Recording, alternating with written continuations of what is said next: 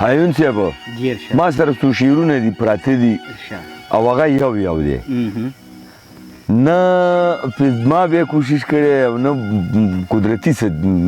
دغه شوی دی نه شعر کوشش کړی نه شعر کوشش کړی چې راشي هغه یو شعر دی هغه د زمزمه کومه چې لومبی شعر دی کم از کم د 20 کالو شعر دی یک یو په دیوال مې لیکلی و اوس به هم په هدیره کې وي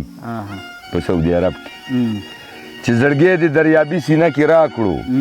ربه ورکه تنګ دستي زما د ذات کا چې زړګی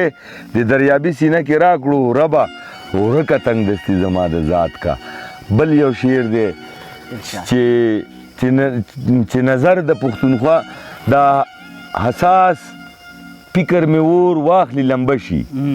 دا حساس فکر مې اور واخلي لمبه شي چې نظر د پښتونخوا په لر او بر کړم